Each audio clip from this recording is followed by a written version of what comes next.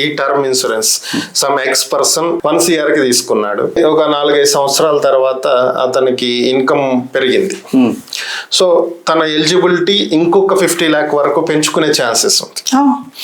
మళ్ళీ దాన్ని ఇంక్రీజ్ చేసుకోవచ్చు. 1 CR 1.5 CR 2 CR పెంచుకోవచ్చు అతని ఎలిజిబిలిటీని బట్టి, అప్పుడున్నటువంటి కండిషన్ బట్టి, అప్పుడున్నటువంటి ఎలిజిబిలిటీని బట్టి ఆ ముందు ప్లాన్ తీసుకొని ఉంటారు.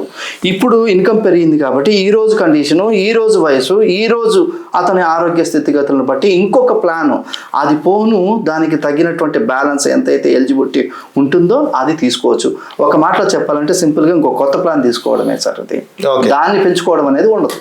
రిస్క్ జరిగింది అనుకుందాం ఒక పర్సన్ కి, తను ఒక 1 CR 2 CR తీసుకుని ఉన్నాడు, anything what ever it may be. So risk జరిగినప్పుడు ఆ వచ్చే అమౌంట్ ఆయన ఫ్యామిలీకి చెందుతుంది కదా, 1 CR కానీ 1.5 CR. దీంట్లో ట్యాక్స్ డిడక్షన్స్ ఏమైనా ఉంటాయా? మళ్ళీ ఏముండదు సార్. ₹1,00,00,000 అయితే ₹1,00,00,000 అక్షరాల అని రాసి అలా చెక్ మీ చేతిలో పెడతారు, అంతే.